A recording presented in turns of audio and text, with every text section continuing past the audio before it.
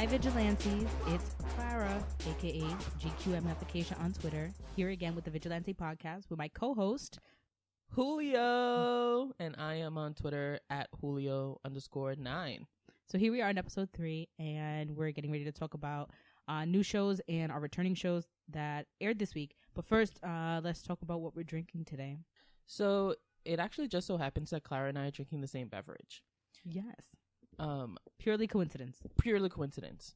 I went to the local deli to get some beer, and I was like, I want something local, and I'm really wanting a Pilsner, and happened to see a Coney Island Mermaid Pilsner. I like it because it has a malty flavor with a little of a fruity aroma, which I'm not usually into, but for some reason this is pretty good. Clara, why'd you choose the same one? I really like the picture, to be quite honest. So last week, I had the Blue Moon Cinnamon Horchata Ale, but when I was buying that one, I also saw the Coney Island Brewing Company's Mermaid Pilsner, and I was torn between the two. So last week I did the Cinnamon Horchata Ale, and today the Mermaid Pilsner. I really love the image, and if you check us out on YouTube, I'll add a picture of it so you could see this artwork is really nice of a mermaid and Coney Island in the background, and she's all tatted up. So I kind of like that. I actually really do like the image. It reminds me of DC Bombshells for some reason. Yep. So yeah, it's pretty awesome. All right, so here we are to talk about our shows, and first one up is Heroes Reborn. Dun dun dun. Who saw it? I saw it. I saw it. So, what'd you think? I liked this episode a lot better than the first two. And let me tell you why. I felt like there was a little bit more story, background into some of the characters. I really like how they're turning Joanna Collins into a villain. And the surprise is that Zach Levi's character is an Evo. Yeah. He has powers of his own. And I'm curious as to why they're just manifesting now. Because usually the Evo power evolves during puberty or late puberty. Well, no, I think what we saw before was the Evo power coming up with the eclipse. Usually it's some natural event that triggers the Evo power. So I don't know what happened. Or maybe Luke was just repressing his power for a really long time. Mm-hmm. I'm not surprised. Their son was an Evo, no? Yeah, their son was an Evo. He died at the terrorist attack. So I mean, it would stand to reason that at least he would have the Evo gene, and he would have gotten it from somebody. It does pass down the patriarchal line. Well, when we saw with Claire, she had both parents who were Evos. Mm-hmm. So, both Nathan Petrelli and I forget her name, Ali Larder's character. Ooh, I'm forgetting her name too. Yeah, so that she had two parents who were Evos. So it's not unheard of that Luke is an Evo. I think that's an interesting twist because he's been hunting Evos this whole time, and now he is one. And so, is his wife gonna hunt him and kill him because she's a psychopath? She's crazy. She was very dark. No, happy to do the killing. Yes, she was excited. It was like a kid in a candy store with the files. It was very disturbing. Yeah, very. So I found that hard. Though I will say this, I don't feel much connection between the two of them. Between Luke and I don't even know the wife's name. Joanne. I don't see much chemistry between them. That they do not read to me as a married couple. No, they seem more like partners of convenience. Yeah, like criminal partners or something like that. Like you Bonnie can see and Clyde. That. Although Bonnie and Clyde were lovers. Yeah, and they weren't. I don't get a romantic connection between the two. So we also saw Renatus, the new Primatech 2.0. Yeah, Primatech 2.0. Yeah, so they even had the same slogan, the one of us, one of them. Yes, and what really creeped me out is their method of catching Evos is by using an Evo to power their new system, where you wear goggles and you look around and you can see the Evos in the room or who are around. And it was just so creepy to see that that's the way they're tracking Evos is by using another Evo. It reminded me of a little bit of Minority Report the movie, the way that they use the children of criminals to find criminals. But that was a pretty creepy scene. I think also what was interesting with Renata's was the relationship between Erica, the CEO of Renatas, and her daughter Taylor, and not wanting like the daughter to be really involved with her boyfriend, who's an Evo. One of us, one of them doesn't mean that you take them to bed, I think was the quote. But they kind of reminded me of, do you remember Elle? Kristen Bell's character from the original Heroes? Yes. And her dad and that relationship they had. It kind of reminded me of them. So I don't like the idea of like recycling storylines. So yeah, it does sound a little bit just like they're reusing what worked in the past. I did like this new thing of like trying to monetize Evo abilities. Obviously Noah brings up that Hero would be a logical choice to monetize his powers, his time traveling. What other Evos could we make into an app? An app? Yeah, Epix is an app. Epic. That's interesting. Definitely the little boy's character. The little boy, he's not a little boy, he's a preteen. His teleportation, being able to teleport himself and other people to places that he's thinking of. That's definitely something that they would want to monetize. I also feel like, they talk about monetizing, and it's more of a military application, I think, because if I remember correctly, the presentation that Erica was giving was to soldiers, military defense personnel. Contract spending, where they came up of Epic. So obviously my favorite character I mentioned last week is Miko, and so this week she tried to break into Renatas to look for her father, and in the end she's gonna go to Colorado where Erica went for her presentation. I found it interesting with the guy who can clone himself, the conversation she had with him where he mentioned something about her father, and he said, are you his daughter or his greatest creation? Oh, yeah. So then it got me thinking, is she a girl who can go into video games, or is she a video game character that can come into the real world? And not necessarily an Evo. She's somebody made up. She's not a real, quote unquote, real person. She's a faux Evo. Oh, and Epics. That system, as I was watching it, I was like, oh my God, Evil Cerebro. That's what I was trying to figure out what it reminded me was. It was Cerebro. Yeah, it was how Cerebro looks for mutants. I always did feel a similarity between Heroes and X-Men. But the way of, just the storytelling, the characters, a lot of, where you're hunting down mutants because they're a threat, the same thing that they do with Evos. And the registration. Yeah. With the Mutant Registration Act and how Evos are supposed to be registered. So that's an interesting similarity between the two. Yeah. I thought it was a much better episode than the first two. I thought that this one moved a little slower, only because I feel like the storyline with Noah is dragging a bit. Like, they need to be more reveals. I also think there's not something to latch on to, not the way it was with the first Heroes. I mean, at first it was save the cheerleader, save the world, and that was established really early on. And then once we solved that mystery, it was who's on the list. So there was always something, a question that we had. But what is the question right now? Maybe there isn't one.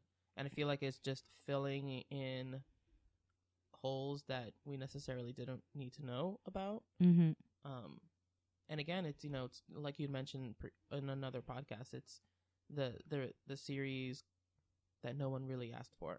Yeah, but hopefully they pick it up. I'm interested in knowing what's going on at the Arctic Circle. What is that young girl doing with the Aurora Borealis, which is also the name of my cat. Yeah, and Tommy, that scene with Tommy's mother and the man in the car, where he's like, what he's being saved for, like that he's supposed to do something. He has a purpose. So the mother knows this, and I wonder what it is that she was told, why she's been keeping him in secret.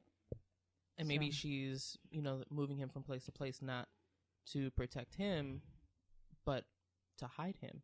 Yeah. Because from either whoever has these from Renatas, if anything. I think Renatas would love to get their hands on him. So Heroes Reborn did pretty well in the viewership. It was about 5 million viewers, which was just a little down from the premiere, but it still did pretty well. I'm interested to see what the plus 7 day DVR numbers add to it. So next on the list, we have Minority Report. It's a show that both Clara and I were really excited about. And we were a little disappointed with the episode. And let me tell you why. For me, this is kind of like my own minutia. I got really annoyed at Lara Vega when she was counting to 5 in Spanish because she was saying like uno, dos, tres. And I feel like she didn't try hard enough to say it with the right Spanish accent, but that's kind of like my own neuroses. And it was also a little hard to get what the main plot of that specific episode was about. Yeah, when I look back right now, I don't remember what the case was that they were looking into. Mm-hmm. I remember more the conversation with Arthur and Agatha, Agatha and Dash. I remember that, but I don't remember the actual case. Like, it wasn't, I don't know if it wasn't big enough. I didn't care enough. I don't know. There was just something about the case that I just don't remember it. It didn't stick. Yeah, I'm getting a little concerned because from what I'm seeing on social media is that people like the idea of the show and they're excited for the prospects of it, but it's not, the writing is not as strong as it should be. I think there needs to be a little more depth of characters. The only character I feel like I'm really liking is Nick Zano's character of Arthur. He's really dark. And it's great because we never really get to see that from Nick Zano. He's always played, these comical roles from like Happy Endings and some other shows. And he's really doing a phenomenal job bringing that dark chemistry to the role. There's definitely some tension between him and his brother. He does not trust Lara. But I like their relationship with Lara. Arthur's relationship with Lara too. Mm-hmm. So there's definitely a lot of darkness that he brings. But to me, that's the only reason why I'm really watching the show, because I like to see what he's bringing to the table. Now I remember. It was the lady in the club with the bartender. With the shoes. And those silver shoes. The pickup artist type thing. Mm-hmm. Yeah, so now I remember. I mean, one of the things that I'm finding kind of old already is the secrecy of hiding Dash from the lieutenant, from Will Blake, mm-hmm. Wilmer Valderrama's character. That's going to get old really quick, and so they need to find a way to integrate him better, because I think that sending him from the room every time Will's coming, it's awkward. So they need to find a way to shore that up. And from what I understand, I read the synopsis for next week, Dash is going to be joining the Hawkeye program, which is the intuitive policing, the predictive policing program that the mayoral candidate had introduced in episode 1. So it would kind of make sense that Lara would work with him. They kind of have to, because they can't keep hiding Dash every time something, like, they need to find a way to introduce him, because it's gonna get old really quick. He is playing an important role in the storytelling, so they can't hide him all the time. So I guess this would be a good way to make it legitimate that he is providing information. But how's that gonna work? Because he's like super awkward. Yeah, he can't function without someone there to kind of translate for him. Mm-hmm. So I have a headcanon, aka a theory about Minority Report that came to me during the episode. Tell me. Okay, so remember last week I said that Agatha's vision of them going back into the milk, into pre-crime, and not quite sure what not quite being sure what Dash's role was going to be in them going back into pre-crime. I actually think they're going to choose it. Something's going to happen that all three are going to need to be the hive mind in order to predict and find out who the perpetrator is, and they're going to choose to go in for that moment to figure it out, because the case is so big, so huge, that they need all three of them to solve it. Yes. It's something pretty big, and it would kind of go along with them going back into the milk bath, but that Dash didn't betray them, that they're going to choose to do it because something so terrible is going to happen. So that's my theory. That's your headcanon? Yes. I like it. That's my theory for the coming season. Me gusta. Mm-hmm. One other point I want to make about Minority Report. I'm really scared because the viewership dropped to 2.5 million, which is pretty low. Again, Minority Report attracts a viewership that uses alternative media to watch the show or the series, but it's in the red zone now. And I'm scared because it has potential. So I'm hoping people watch it and support it and talk about it on social media, because that'll help. But I'll continue to watch it. Mm-hmm. Okay, the next show we're going to be talking about is Blindspot. So we're delving more into the mystery of who Jane Doe is. This week's episode centered around former military person who found out about a drone project in the U.S. That was drone strikes on civilians and people here in the U.S. on U.S. soil, and takes control of one of these drones and assassinates a bunch of people who are involved in the program. Mm-hmm. So I think the more compelling story was the bigger mystery of who is Jane. We got Kurt Weller's theory that she is Taylor Shaw, a childhood friend of his, who went missing when he was a preteen, 11 or 12, and she was a little bit younger. Mm-hmm. So it's 25 years ago. Yeah, so he started putting some of the clues together. He saw a scar on her neck that Taylor had in the same location. She fits the characteristics, the age, physical appearance. And it's this new mystery is like, if she is this Taylor Shaw, where has she been for the last 20 plus years? How did she get all of this military training?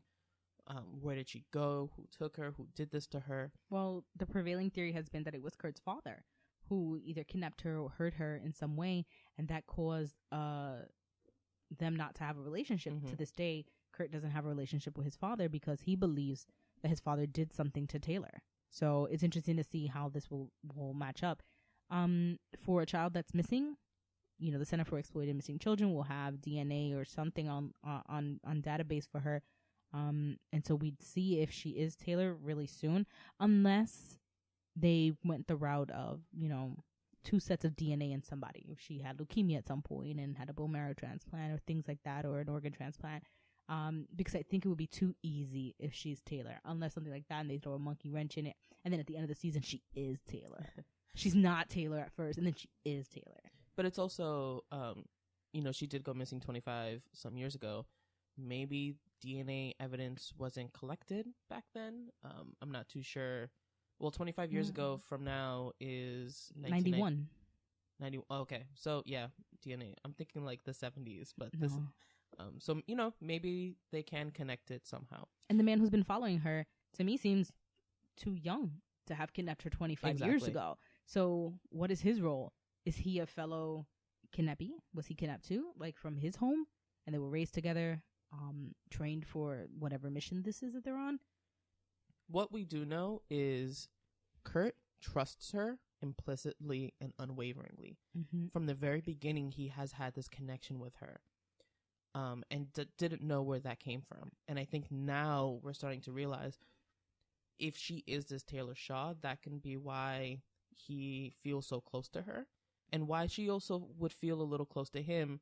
When your childhood friends, those kind of instinctual memories stay with you. Yeah. And that's why it's for her instinct is telling her that she can trust him. So maybe I totally support that idea that she's this Taylor Shaw.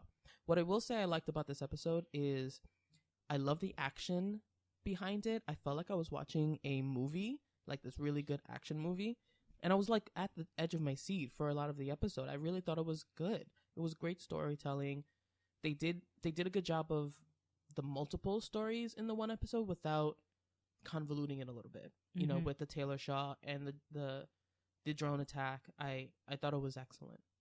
My critique of the show is that it needs to lighten up a bit. I think that it's very serious and maybe too serious. Mm-hmm. There needs to be more humor and more lightness. I know that this is a crime, mystery, drama. You have undertones of terrorism. You have amnesia. So you have somebody who is traumatized and victimized. But there needs to be more humor in the show, just so that there's moments of lightness. When you have your emotions on a peak high throughout an entire show without ebb and flow, it's draining. It's draining, yeah. So it's hard to then hook into characters and have a break, a little bit, a moment of levity, and then come back to the drama and the mystery. It keeps somebody engaged more. So that would be my only critique. It needs to lighten up a bit. Mm-hmm. The viewership was pretty excellent. It was I had 9.1 million viewers, mm-hmm. holding on to a lot of the pilot viewership. It was at about 10 million. So the show's doing great. People like it. People are talking about it. People who don't, people I know don't watch a lot of TV are like, oh yeah, I watch Blindspot. It's really good.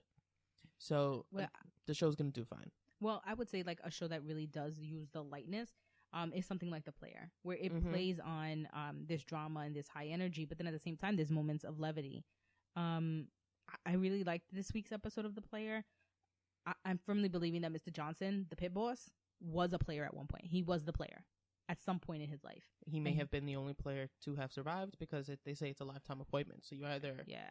I think maybe, or he got too old. And so they moved him, or he replaced the pit boss at some point.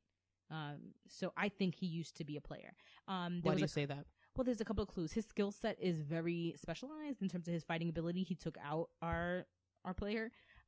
So that was, you can see it, that he has himself fight training, military training. Mm-hmm. Also, at one point, there was a scene where he says something to the player, and he says, like recognizes like. And so in there, I was like, yes, that's confirmation. He was the player. 10 years ago, Wesley Snipes was the player in this game. I will say Cassandra, our dealer, she's reminding me of Felicity from Arrow. And it's not a good comparison. I feel like she's too much like Felicity. Like everything about her. Like her little snarkiness, her dress, her look, the way that she sits at the computer and gives information. Like it's very Felicity Smoke. And I don't know if they were going for that, but that's definitely the feeling I'm getting when I watch Cassandra. We also got introduced to the ADA, which is what we learn now our computer system is called, that processes the information. So Ada, aka Northern Lights, aka Samaritan from Person of Interest. That's another critique I would have too with Minority Report, that Hawkeye is Ada, Northern Lights, Samaritan. Like it's kind of similar. They're all very similar. But why it took to 2065 to come up with Hawkeye, and we have Northern Lights right now on Person of Interest. Like we were a little bit, obviously our computer programmers are a little bit behind on Minority Report. Blame Google. They're not up to it. They're not up to par. They also introduced this new idea too of the double down in the bet. So when our player loses, there's the option to double down your bets and give him a second try. I think that option was put in too soon. It's episode 2, and you already introduced the double down. That should have been maybe like episode 9 introduced. I mean, he has to fail at some point. He can't win the bets all the time. And I think that it wouldn't have been that inconceivable for him to lose the bet episode 2 and then reintroduce these guys and this adversary again later down the season with the double down. And, extended that story further, considering that he knew the guy. That was something that Cassandra held back from him, that he knew it was a former member of his team when he did his special ops work. So that was something that... If you lose, does that mean you die? No. You just... You lose the hand. That doesn't mean you're out of the game. So he was supposed to stop a jewelry heist, a diamond heist. And he didn't. They got away. So he lost the bet. But then this double down feature... allowed him access again to Ada, because Cassandra can help him once the hand is out of play. Once he's lost the bet, he doesn't have access to the information. But he still wanted to go after the guy. But he needed it. So Cassandra suggested the double down option, which then Mr. Johnson has to approve. Wesley Snipes has to approve it. So they introduced it. I thought it was a little too soon. And then the big question, who is behind Ginny's disappearance? Is it Mr. Johnson? I don't think so. Someone else? I don't think so. I actually think that it's Cassandra. Really? Because to me, Mr. Johnson almost looks like he's investigating her disappearance too. Like he knows something's up with her murder and her disappearance, and he's looking into it. And so I'm thinking that I don't think it's Johnson, especially the last scene at Ginny's funeral. Mr. Johnson pulls him to the side and says that he's going to help him find who did this to Ginny. So I don't think it's him. I think it's someone else. It would be a good twist, not being Mr. Johnson and it being Cassandra, because people won't think it's him. They'll think it's someone else, or they won't even look at her as a possible suspect or person responsible for her disappearance. Exactly. I think that with Ginny out of the way, your first inclination is to kind of pair up Cassandra and the player, but I think we're finding, well, she's in a relationship with somebody. We also discovered that. Mm-hmm. But also, I don't think she's as nice as she claims to be. I don't think she's as sweet as she claims to be. As she comes off. Yeah. I think she has ulterior motives. Be interested to see the next couple of episodes. Yep. So next we have Gotham. Yes. I do not watch Gotham. It's full disclosure, but Clara does because Cameron Monaghan is in it. Tell us what went on this past week. So this week, the episode starts with Cameron Monaghan and the other, now dubbed the Maniacs, with an X, starting their terror on Gotham. Barbara Keene is kind of a part of that group, but not in the same way that the other four guys are. I think that there's a very interesting thing going on. First of all, with Jerome. Cameron Monaghan, obviously, he's doing an amazing job. And we saw him perform this week. The scene that he does with Greenwood, which is the cannibal lady killer, where they're arguing over who's going to be the boss, who's going to be the shot caller in their gang. And Greenwood, the conversation between the two of them was hilarious. So Greenwood is like, I've killed 6 people. You killed your mom because she was a whore. You're not going to tell me what to do. And Cameron Monaghan was like, how many people can you eat? That gets old. Who does that? Like, that's supposed to be scary. You go and you eat people? How many people can you eat? You can't even eat that many people. And their argument as to who should be the boss was funny because of that. Like, Jerome was just over it. So then they get into a little Russian roulette as to who's going to be boss. Ooh.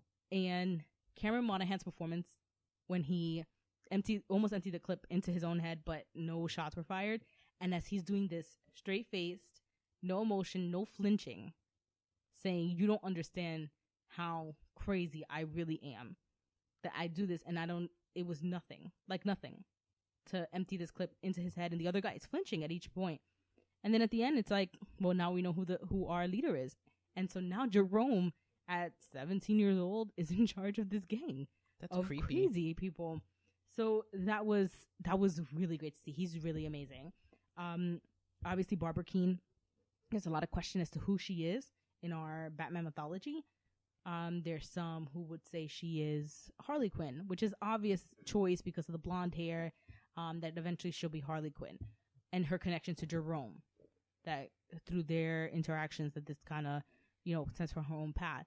There's also another theory that she is a gender bend Joker. Oh. That she, in fact, is the Joker and not Jerome. That this is like that he's a red herring and that she, in fact, is the Joker. Well, I do know this. Whatever happens to Barbara, it's going to have an effect on Jim. Jim right now feels like he might say that he doesn't have feelings for Barbara anymore, but that's not true because we know that Jim has a daughter and her daughter's name is Barbara. His daughter's name is Barbara. Are they still together in the show? No. She murdered her family, and so she's been sent to Arkham Asylum. Oh my goodness. And then she escaped from Arkham. So he's now with Leslie, which is Morena Baccarin's character. And I think that him and Lissy Thompson are going to have a child together, and that's going to be the Barbara Gordon that we know as Batgirl. So that lets you know that Jim still has feelings for Barbara, and something's going to happen to her that he's going to honor her memory by naming his daughter Barbara. So that's interesting to see where that's going to go. It was glad to see Bullock's character come back, Jim's partner. He's been saying these first 1.5 episodes, I'm not going to go back to being a cop. It's done.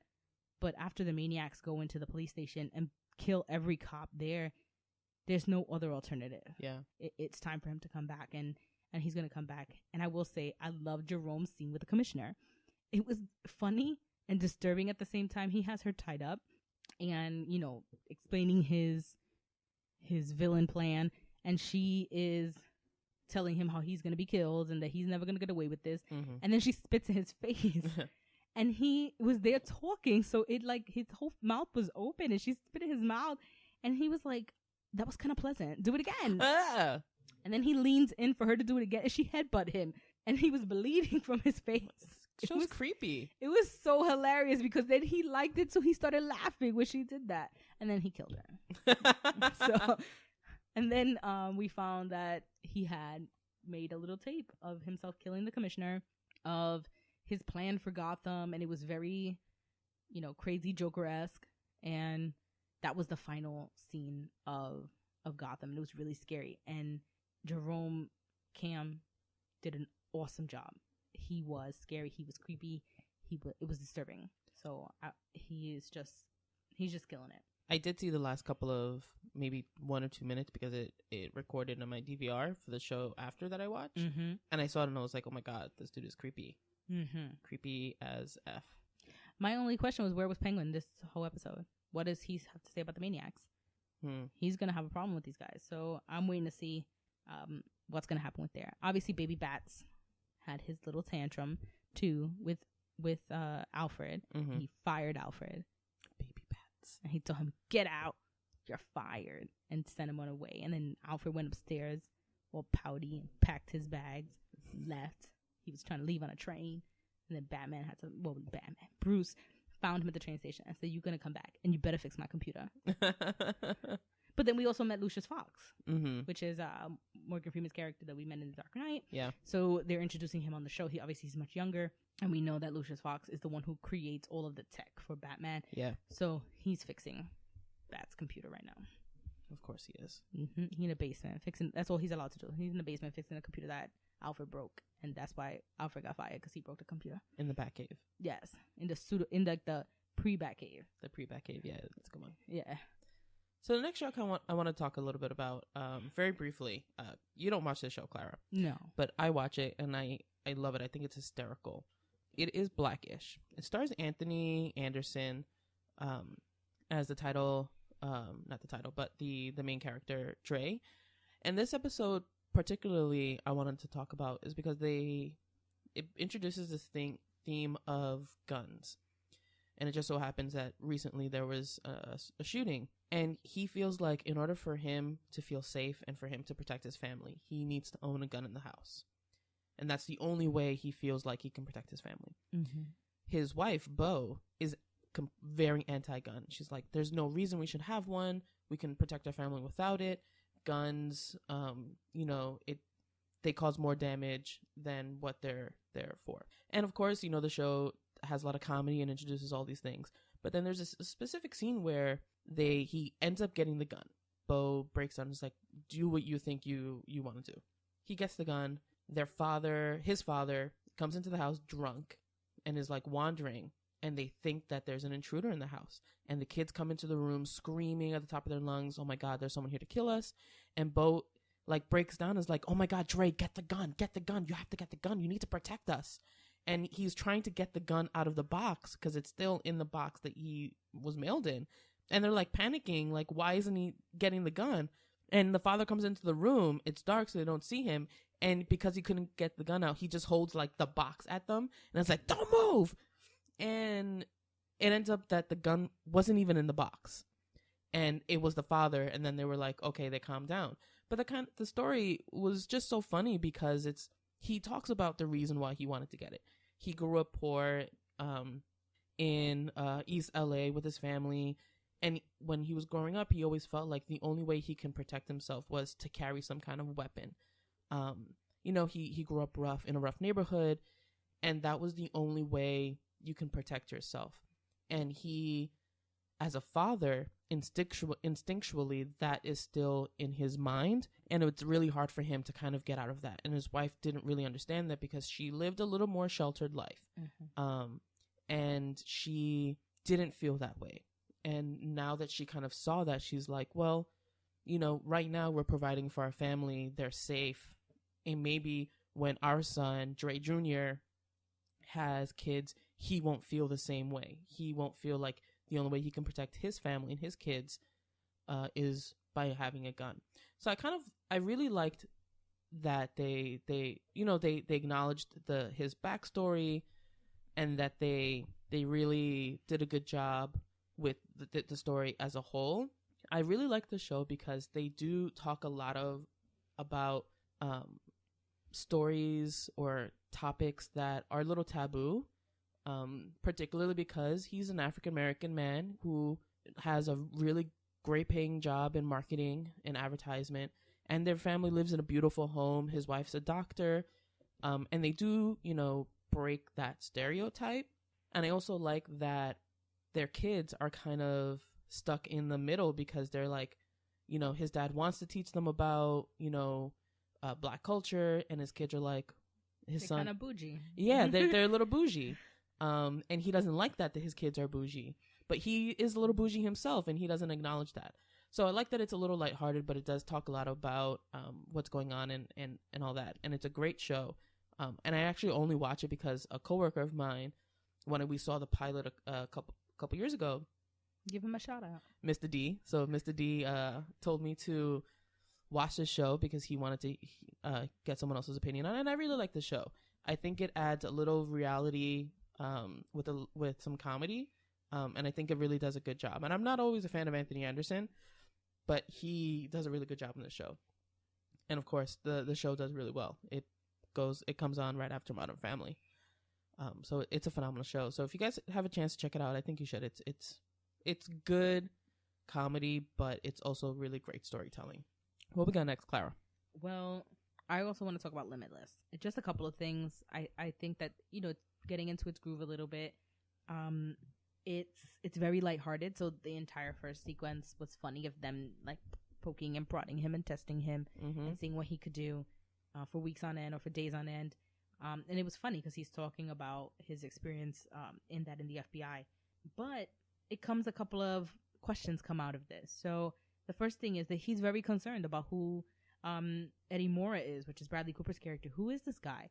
And I thought it was really funny, the gag that they put in that every time he tried to Google Eddie Mora NZT, like all the lights shut off in the house. like Eddie had embedded something in Google's code that stopped you from doing any kind of search. It wasn't about Google, him. it was a Foogle, because it was like another web search. Fake because Google. Fake Google. So I thought that was funny, that gag throughout the episode. So a couple times he tries this and he goes to different computers and tries to do the search, and each time first is just the computer that shuts off, and the second time the whole house turns off. He's gonna take out a city block at some point if he tries again. So I thought that was funny. And then there was, so the story this week was about a car crash that happened, and they're trying to figure out if this is an accident or murder. And the guy who died in the car crash, we learned, is a reporter who is writing about corruption in some kind of way. I don't remember all the details because that was like a side story, but so he's a reporter writing about this stuff. So they're investigating that, and Brian's trying to give his 2 cents in about how it's not just an accident. It was on purpose. And he figures it out, and he brings his brilliant theory to them. Mind you, he can't leave the FBI office, so he has to do this all in the FBI office until he breaks out. Then he goes to Atlantic City so that he could win money, so that he could buy bomb parts, and then he could build a bomb to show them the bomb that was used. But then he gets there to the crime scene ready to show them his bomb, and they're like, yeah, we figured that out already. We know how to look for bombs with the FBI. So I thought that was funny because a lot of times shows like this will try to make your cops look really stupid, like they're idiots.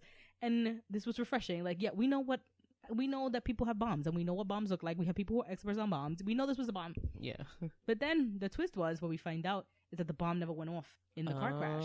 So then they find out that it's a contract killer. Based on the design of the bomb, Brian finds out that it's this bomber for hire, this guy named Taurus, who's been doing this all over the country. And then they're like, well, we don't know who Taurus is. And he's like, I know who Taurus is. He's been investigating Taurus for the last hour, so he knows who Taurus is. Yeah. And brings his idea. So they arrest Taurus. They bring him in. He's like, yeah, it's me. But I didn't kill him because the bomb never went off. I never even used it. And then it's like, okay, so then how did this guy die? Then they find out that he had the flu and he had a stroke. Now, how did he get the flu and have a stroke? And everybody gets the flu, you don't get a stroke. It all was a virus that was released, a flu virus that specifically attacked people with a gene from Genghis Khan. So he was related to Genghis Khan. He was related to Genghis Khan. And people with that marker in their genetic code would catch the flu and get a stroke. And die. It was a specific variant of the flu. Now, what did that tell us? That individual was not the target. Another person was. Because what Brian found was that other people had died of the flu and a stroke. And when he researched their genealogy, they were also related to Genghis Khan.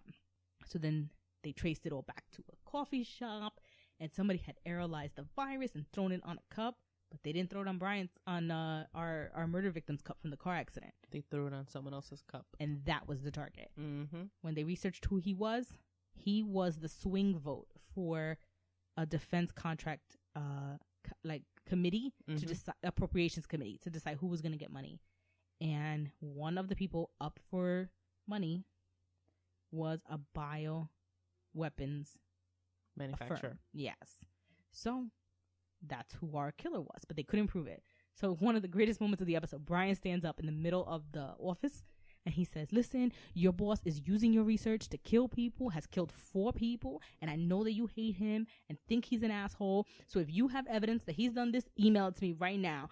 My email. And then he turns to Jennifer Carpenter. He's like, do I have an FBI email address? And she's like, no. And he's like, okay, I'll give you guys my Gmail.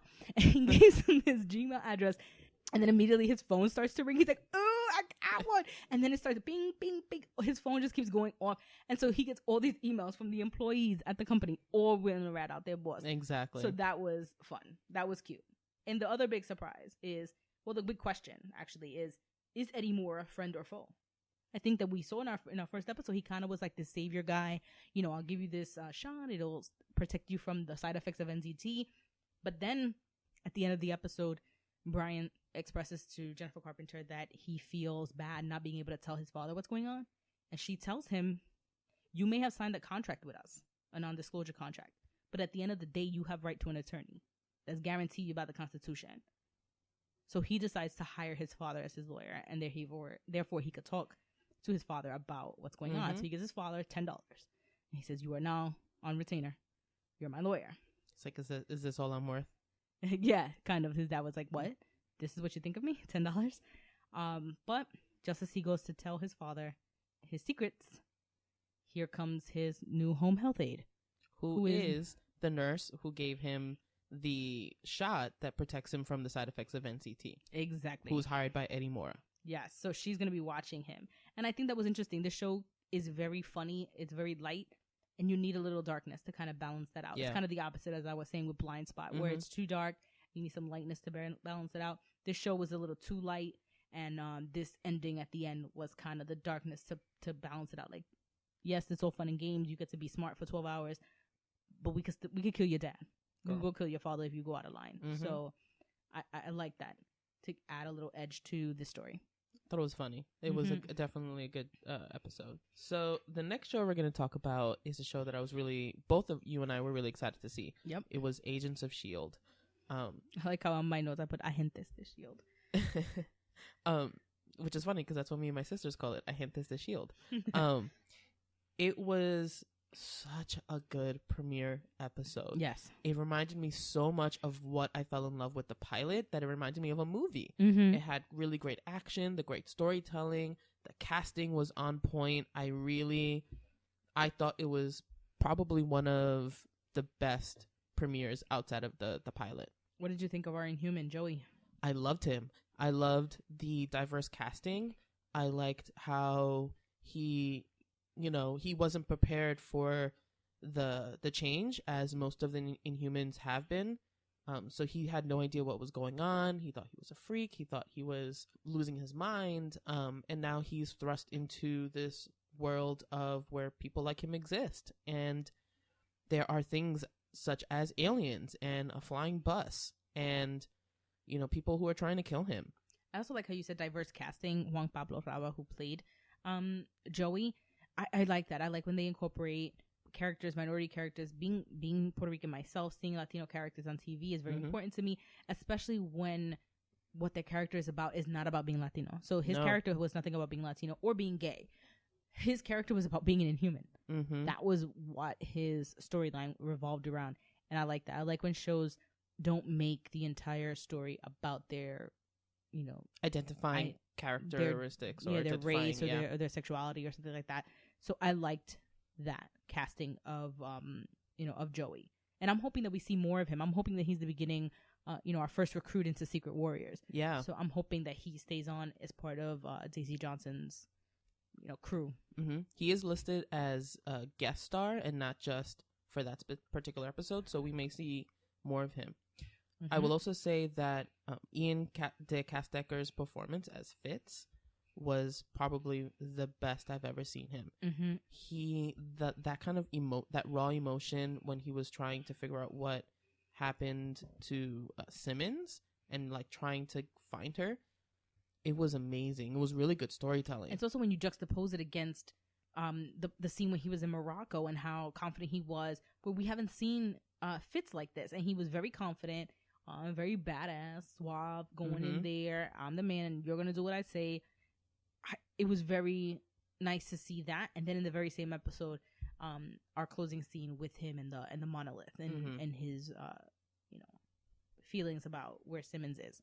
So the other character we saw, the crazy Constance Zimmer, as Rosalind Price, who is AKA Margaret Campbell. Yeah, she has a lot of identities. One of her identities is Campbell, which we know links us to our Inhuman Lincoln, whose last name is Campbell. Yeah. So my headcanon is that Margaret is his mother, and she's looking for him. Rosalind Price. Rosalind Price, but she has an alter ego, another name, Margaret Campbell. Well, another theory floating around apparently is that Lincoln and Ward are related. So we know that Ward had 3 brothers and a sister.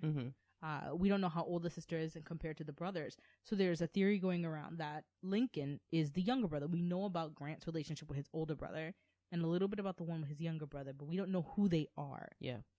So the theory is that Lincoln is Grant's younger brother. And then, if that's the case, and Rosalind has some connection to Lincoln, could she be Ward's older sister? That's mentioned in the family. That we don't know her age. We don't know where she is in relation, like if she's the oldest, the youngest, the middle child. But where she goes in that. So that's another theory floating around, that maybe not his mother, because I don't know how the age difference between them is, but maybe an older sister, 10 or 15 years older. And they do need to, Grant Ward, they do need to find a way to keep him integrated into the story, even though he's the head, quote unquote, head of Hydra. So maybe that is a good way to kind of make it a more larger story where now Grant's other family members are involved in this somehow. I think that family has informed so much of who Grant is over the years that it's unfortunate that they haven't integrated it more. Yeah. And then I just wanted to mention the beginning of the episode. What was with the Willy Wonka Vader going from the ground back up to the bus? That was funny and also really awesome. That was a great scene. I liked it. And I like that it changes itself to the Inhumans. And it reminded me a little bit, because I feel like since Marvel can't really use mutants in their canon, I think that they're using the Inhumans kind of to replace the mutants. Yeah. And the box that it adjusts itself to each Inhuman reminded me of the Sentinels from X-Men. So it's a way to kind of incorporate ideas from X-Men into our Inhuman story. I'm not as familiar with the Inhumans comics, so I was kind of thrown as to who Lash was.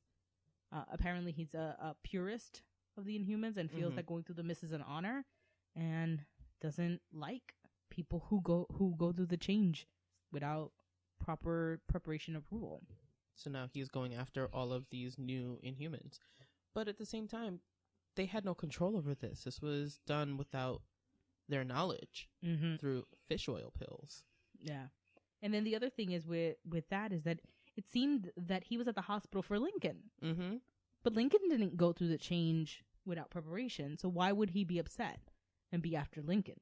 Lincoln has a greater significance than we know, maybe. Yeah. So, because that didn't make sense to me either. If Lash's purpose is that he's a purist and he doesn't like people going through the mist or going through the change without having been prepared, why does he have beef with Lincoln?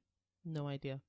So that was my my question as to why he was going after him. I want to see more of Lash. He actually kind of reminded me of a Sonic the Hedgehog. No, it's this character from, I play this game called Marvel Puzzle Quest on my phone, and it's one of my favorite characters. I want to say his name is Daken, Daken, who is, one of the Marvel characters.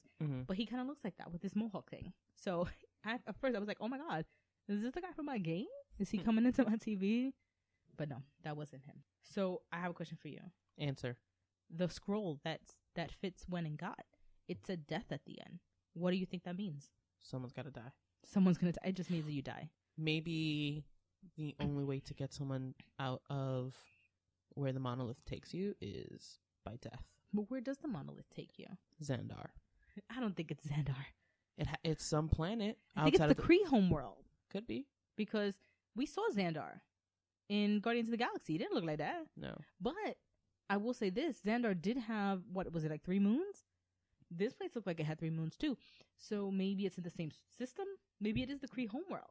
And isn't the Kree homeworld and Xandar homeworld like share the same solar system? I don't know how close they are. I would have to go look into the comics, but they had a centuries war between the Xandarians and the Kree. So, and then the Inhumans, obviously the monolith is related to the Inhumans. The Inhumans are related to the Kree.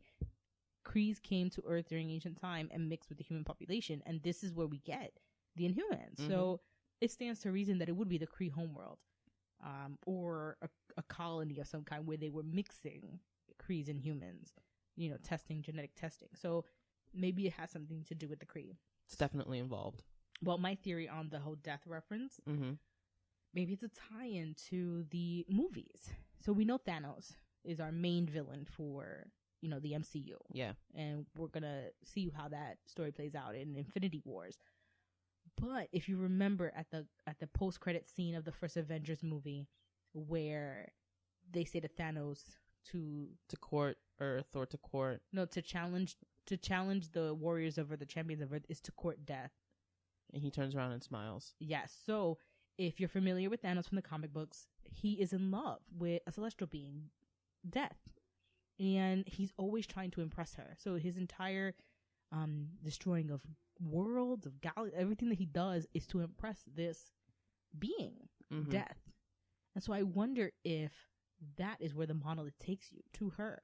And so Death in the literal sense as this, celestial being, and maybe it connects to Thanos. I like that theory because it is a really great way of tying in to the larger MCU. And we did hear from some of the producers of Marvel that they are looking to tie more, not just the film to the TV show, but the TV show to the films. That's definitely we're going to be seeing that in phase 3. So yeah, I'm excited for that. I mean, that was obviously the reference. I like the reference to the Pym Industries incident. I was late to watching Ant-Man. I think I only watched it like a few weeks ago, but I really liked Ant-Man. I thought it was funny. It was very light. It reminds you a little bit of Guardians of the Galaxy in terms of its tone. Yeah. And I like that it was referenced. So I'm excited to see where they go, in phase 3 with the character of Ant-Man. So I like that they referenced it though. And also Age of Ultron when they saw the Sokovia. And what happened in London with Thor, the Dark World. And again, the incident in New York. Yeah, they're doing a really good job with tying in some of the movies, but not making it so overt. And the premiere made me really look forward to the season, the upcoming season. I also found funny, now we have our Skye is now Daisy Johnson, going by her birth name. And I liked Coulson's kind of like, I can't get used to calling her Daisy. He's kind of like our entryway into the universe of Agents of S.H.I.E.L.D. because he's kind of like the fans who are like, oh, she's Skye, she's not Daisy. And they're, having a hard time getting used to calling her that. So Coulson is kind of us in that sense. He's the viewer. So I like that. And then, of course, we find out that the chemical, I don't know what it's called, Targaryen? Targaryen? No, that's something else. But it's something like that. The Targaryen? Yeah, the chemical that makes them Inhumans, that it's spreading around the globe. And it'll reach the entire world in about 18 months. So that's our timeline now going forward. Incidentally, 18 months is when Thor Ragnarok comes out. So we'll see how that ties in. But in 18 months is when it's going to reach global infection, global saturation. Yeah. So the next show we have on our list is another show Clara was particularly looking forward to last week. Sleepy Hollow. Yes. I think both of us were really looking forward to it. We were really disappointed with the way season 2 ended, and we're really excited for a fresh start. I really liked the episode. I thought it was good. I love Nikki Reed, and not because I'm a secret Twilight fan, but because I think she's a phenomenal actress, and I really like her portrayal of Betsy Ross. Her, and I know the Ichabod fans are going to be mad at me for saying this, but I loved her on-screen chemistry with Ichabod. I thought they were really cute together. I really hope they find a way to bring her into the future, because she's going to be an interesting addition to that dynamic of Ichabod and Abby. Mm-hmm. I want to say this, and maybe it comes across as kind of mean, but I guess casting of Nikki Reed was a way to pry her away from the Vampire Diaries set. So Yeah. she would leave them alone and not be on top of Ian Somerhalder. Ian Somerhalder? Some of the reports were that, she spent a lot of time on the Vampire Diaries set. So, somebody give her a job, please, and not have her here anymore. So the show started off... Wait, sorry. Does Sleepy Hollow film in Atlanta? It does film in Atlanta. Oh, Atlanta, so she's not that far. She's not that far. Keep your eyes out. Security. So the show starts. Abby is no longer with Sleepy Hollow Police Department. She is now... she did 9 months training in Quantico. So she's an FBI agent. Yep. She's no longer the lieutenant. Exactly. And he was like... She is agente. It's like, you are no longer lieutenant. And she's like, no, I'm an agent now. And he had a hard time with that. So she's now an FBI agent. She has a new partner. The Horseman of Death is now in Pandora's box. Yes, I love that. Yeah, and I just love that kind of mythology. And I wouldn't say I really appreciated Shannon Sossaman as Pandora. I watched Wayward Pines this summer. It's one of my summer shows, and she was on that show as Teresa Burke. I wasn't the greatest fan of her on the show, and it was her character. I thought that, she could have been a stronger female character, and I found her a little too willing to do whatever her husband said, and I don't know. She didn't sit right with me in Wayward Pines, but I really liked her as Pandora. So now that I've seen her in this other light, it wasn't the actress, it was the character. So Sharon Sossaman as Pandora was really good. Mm-hmm. I wonder if the It Could Be shippers are going to be really excited over the fact that they got the same haircut. Maybe production ran out of money, and so they got the same stylist for them. I don't know. Because they got the same haircut. I said, what? I don't know. Maybe this is going to sound mean again. So maybe Nicole Bahari doesn't want to wear a weave. So they can put her hair, that's her natural hair out. It could be. Could be, because in the first half of Sleepy Hollow, first half of season 1 of Sleepy Hollow, Nicole Bahari's weave was on point. Was horrible. What are you talking about? Season 1? She had that good Malaysian hair. Season 1, that weave was horrible. The first half of season 1, it was horrible. It was really? It was atrocious. Season 2, season 2, Abby's hair, much better. Oh, so maybe I'm thinking season 2 hair. Because season 1 was horrible. Season 2 hair was good. And now it's like no weave. It's just my natural hair. And I look like an old-timey colonial man. That's my hairstyle. She's channeling her... what is her name? How to Get Away with Murder. Oh, I don't know, because I don't watch the show. Whatever. I don't know her name. But yeah, she went to the beauty salon. She was like, look, make me look like a colonial man. And so she has the haircut that Ichabod has. So that was funny. I liked the scene where they go to Colonial Times, the themed restaurant. Yes. And he was just so outraged by this place. And it's funny because I feel like that, like when you go to... I'm sure that's how an Italian person feels when they walk into the Olive Garden. Just like, what is this? And I'm not talking about like Italian American people, like from here, Brooklyn, Bensonhurst. No, I'm talking about like somebody come from Italy. They walk into the Olive Garden and they're like, what? This is not my This food. is not Italy. That is how he felt walking into Colonial Times. So my only critique of the episode was that they killed her boss again. Yep. Like Sheriff Corbin in season 1, they killed him off. They kill her boss again. So y'all gotta pick it up with these storylines. You cannot recycle the same thing. Though, I will say this. Somebody brought up a good point to me, that she's a witness. She's going to be surrounded by death. People around her are always going to be in danger. All the time. So we can't just say, okay, it's a rehash of the storyline. It's just the nature of who she is. As a witness, the people around her are open to that. Mm-hmm. But I will say, I felt it was too similar to Sheriff Corbin's death. Yeah. Pretty fast. Mm-hmm. Pretty repetitive of that same story. So what, he gonna be FBI agent now too? He gonna join her. He gonna go to Quantico. He gonna be on Quantico. He will be on Quantico. No, he won't really be on Quantico. I'm like, what? Just saying. Maybe he might be. Thomas is gonna be on Quantico. Be like, oh shit, it's Ichabod. So the next show we're gonna talk about is Scream Queens. Yeah. I was very sad. Forced myself to watch the episode, and I was upset because there was no Nick Jonas. I was very sad watching this episode Why? when Coney died. I loved Coney. I know. I'm How are you joking. Oh. I did not love Coney. That was the most ridiculous school mascot I've ever seen in my life. Clara, this show is ridiculous. It is over the top ridiculousness. At first, when she was talking about like, oh, we're gonna change our mascot to something to represent our heritage, I thought she was gonna come up with a Native American. And That's what I was expecting. And then it was gonna be a joke about the Redskins, like how the Washington Redskins and that, you know, this whole controversy that's going down. And then just the way the show surprises you. Yeah. It's a snow cone. It's ice cream cone. It's a soft serve ice cream cone. Okay, it was not a regular ice cream cone, not hand scoop. There's not no Cold Stone here. This is a soft serve Dairy Queen ice cream. I was like, this is the most oh my god, what are you gonna chant in the stands? Coney. And everybody's gonna be eating ice cream cones. Like, it made no sense. Mm-hmm. That was funny though. Coney, the Red Devil. And also, what's happening with Chanel #2? Are they weekend at burning her? Is that what's coming on Instagram? That's what they're doing. Because I was like, those pictures were horrible. Poor Ariana Grande. She was on the floor. No, she was like on a pool lounger. Oh, but she was like thrown on it. Like somebody threw her on it and then took a picture and posted Instagram. What I did like was my girl Cordelia as Chanel's mother. Charisma Carpenter. Chanel #5. No, Chanel #2 was mom.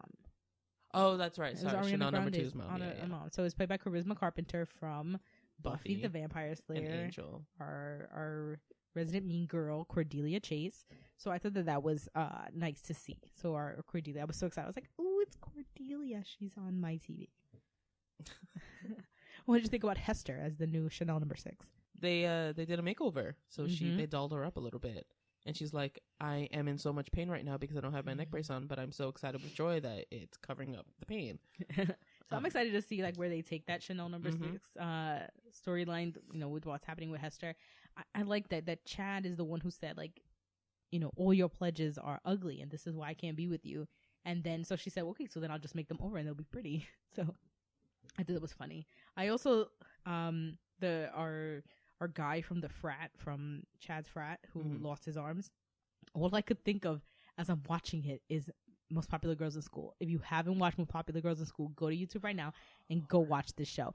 It is a stop motion animation show that these guys put together and it stars these Barbie dolls. It's hilarious. But all I could think was Deandra, the new girl, when in one of the episodes she gets her arms ripped off, and it just reminded me of this guy, and I was like, is he gonna get a robot arm now? But then he died, so yeah, no, they killed him off.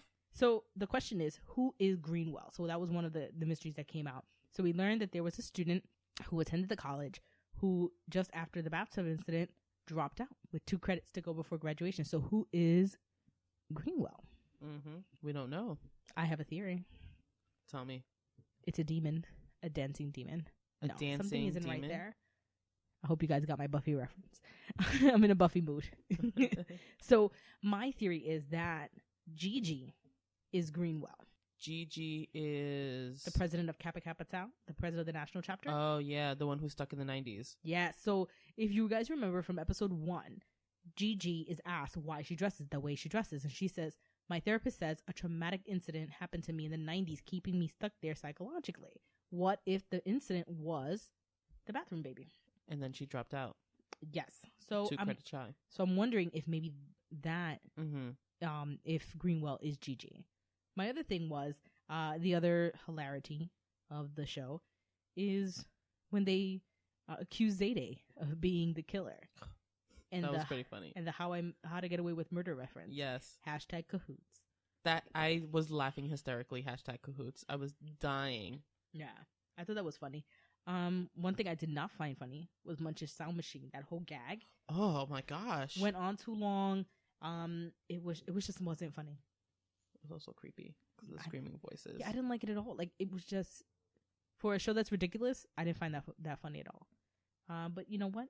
Not every joke is gonna land properly. That's right. As any comedian will tell you. So I have a question. Mm-hmm.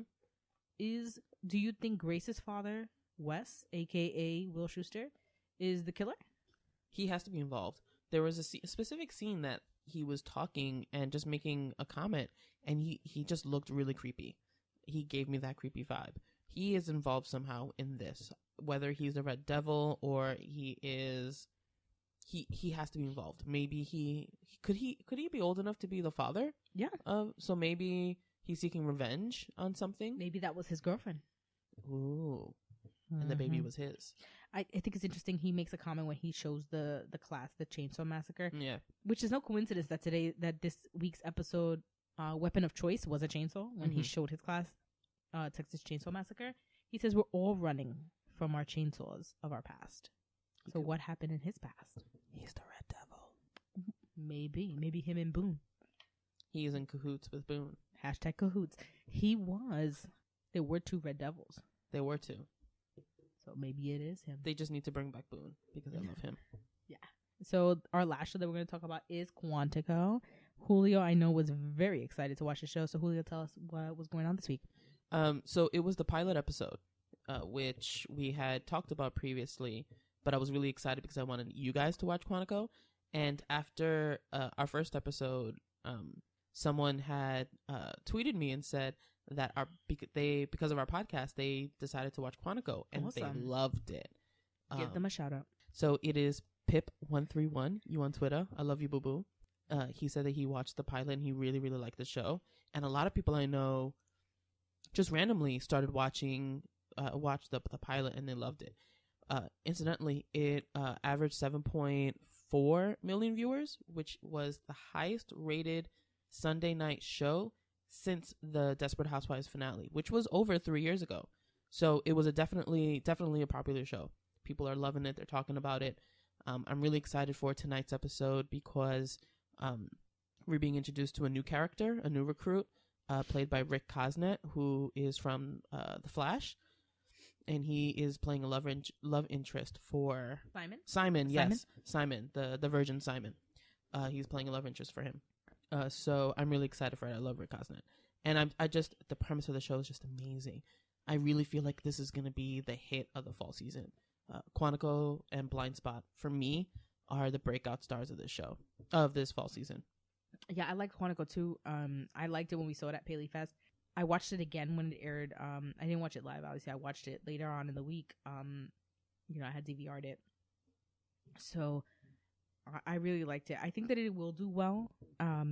My concern is going to be this traveling between the 2 timelines. As I said then, I'm hoping that with the way the episode ended, with her escaping from the van, and kind of being on the run, that because of that, she's not going to be able to be as active in the present, quote unquote, present timeline, and that we'll see more of the time at Quantico.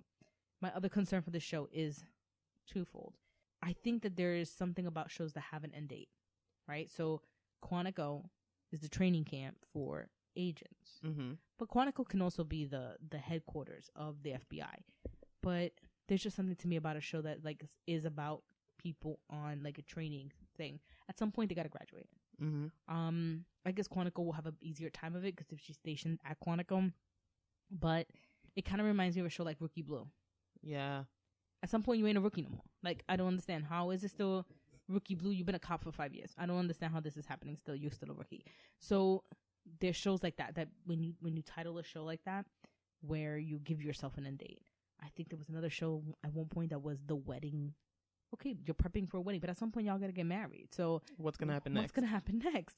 So or the new girl. How long is she gonna be the new girl? She's been the new girl for 4 years now. Okay, you ain't new no more. You a veteran. So I think that there's that. So unless she's stationed at Quantico permanently, there's gonna be that, how that plays out. What I'm really looking forward is the character of Nima Anwar, who has a room by herself, who we know she has an identical twin sister, played by Yasmin El Masri. She's really interesting. She's playing this dual role. We already know that there was kind of a slip up with Simon where he had interacted with one sister, the other sister didn't know about it and made a comment and was like, we need to be careful. And then they made a comment that this was all being orchestrated by the director of Quantico, the training camp, that she knows about both of them because she says, she's sending me this time. So I'm really how is this involved? Is she part of the attack? Why is she have her twin sister there? Is this part of a, part of the training, or is she hoping someone's gonna find out that they're twins? I have a theory about this too. I have a lot of Yeah, theories about show. Okay, so we know that, and I don't remember his name, the one that said he was in the army, the one that she slept with. But we know that he's an agent because when he met the guy in the woods, the guy referred to him as agent. So we know that he is an agent that's been planted at training camp again. So he's been through training before because he's an agent. He's been planted in again to watch our main character. I think that Nima is a plant too, from the director, from the head of Quantico. Mm-hmm. And the reason that she has both of them there is they cover more ground. So I think that that's what it is. So she's there too. I think it's easy to say, you see somebody Muslim with a hijab and to say that's the terrorist. I don't think it's her at all. I actually think that she is like undercover herself, trying to vet the other agents.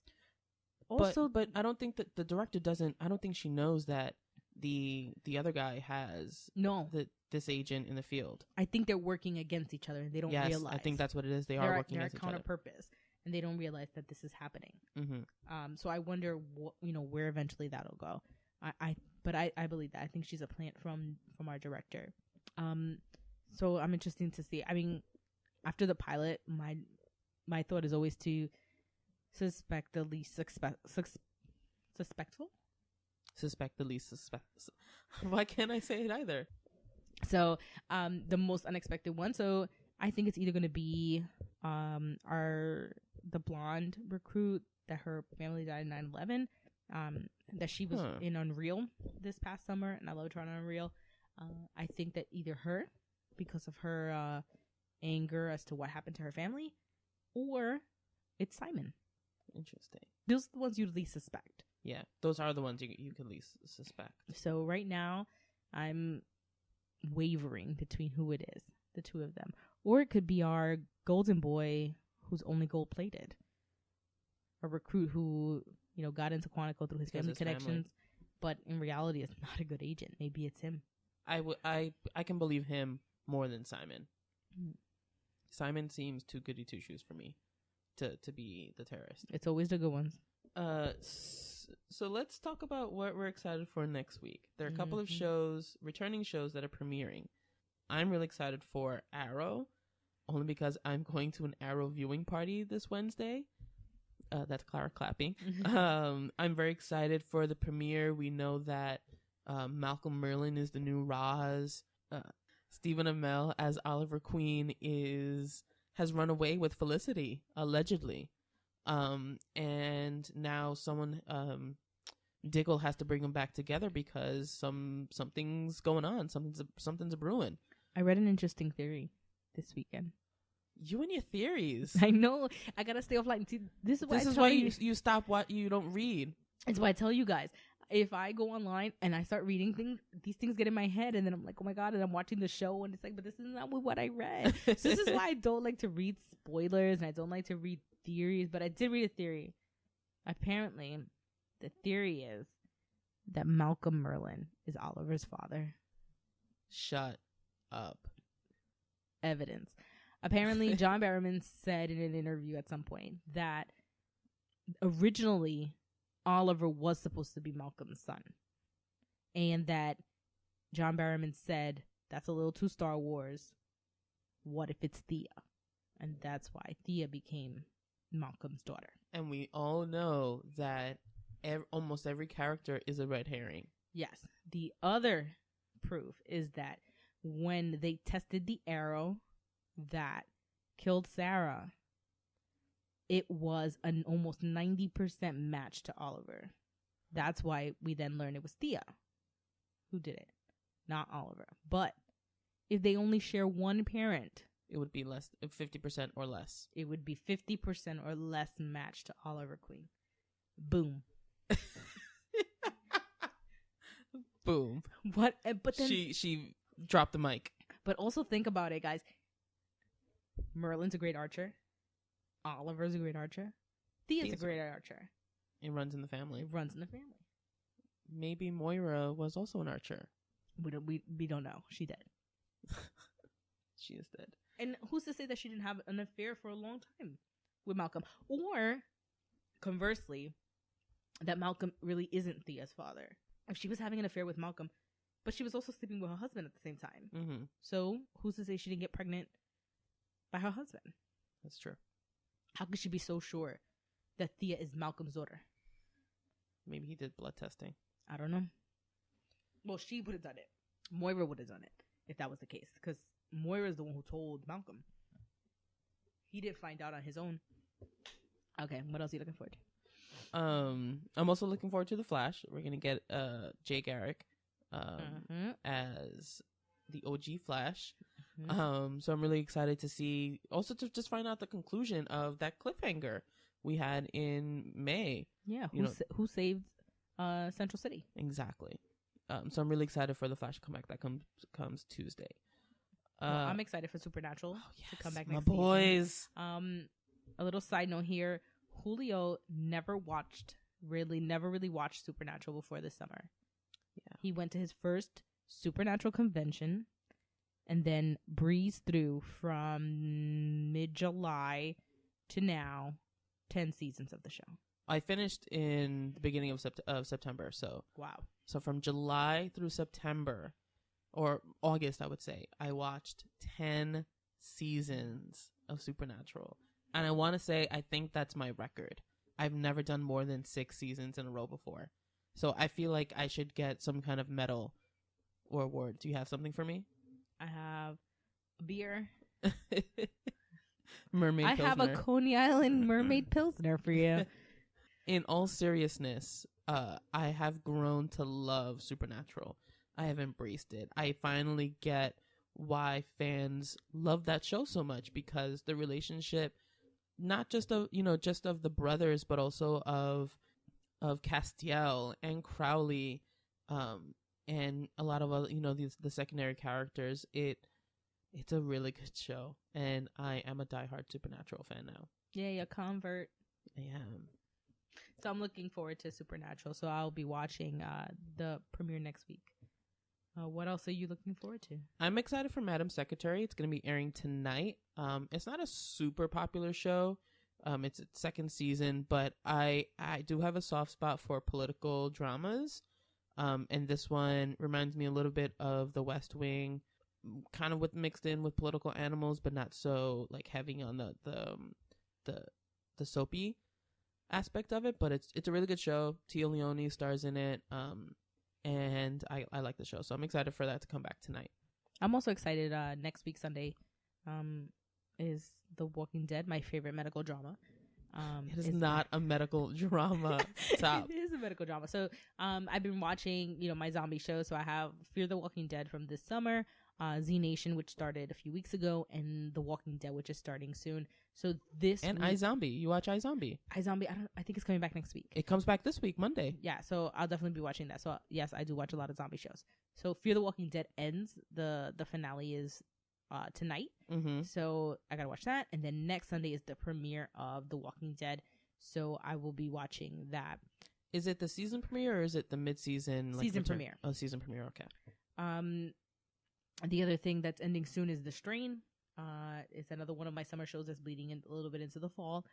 So that's coming to a conclusion. I love The Strain too.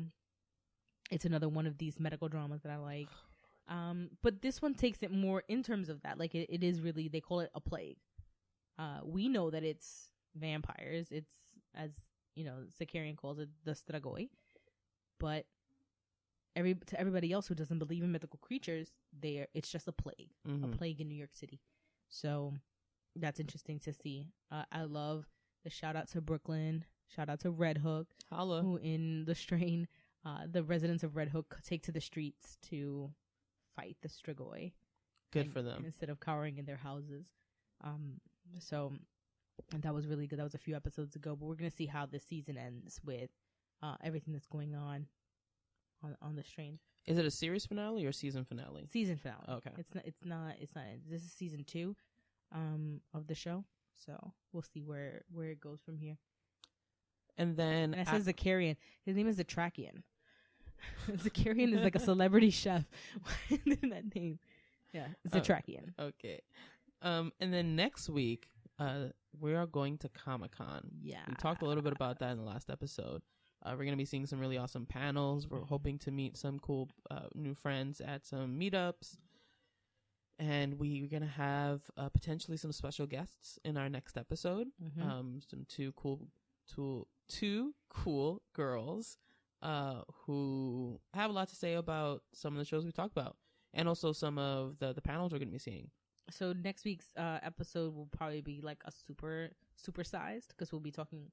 I don't know how much shows we're going to get in this week with going to Comic-Con. Yeah. So we might talk about some of our shows and then play catch up the week after. But definitely we'll be talking a little bit about some of our shows, and then the bulk of the episode will be about New York Comic-Con. So yeah, we're excited. We're excited for the con. Yeah. So if you guys have any pressing questions or want to know some information about Comic-Con, definitely hit us up on Twitter at Vigilante Pod. We're also going to be posting some really cool pictures and some info on the panels we're seeing. So definitely follow us, ask us questions. We definitely want to interact with you guys as much as possible. Absolutely. Julio and I are both con veterans. We've been going to New York Comic Con for the past 6 or 7 years. This is my 4th year. You've gone 2 years before me. Yeah, so definitely hit us up if you have questions about New York Comic Con, the way things work, the wristband system, all that stuff, tips, tricks, anything like that.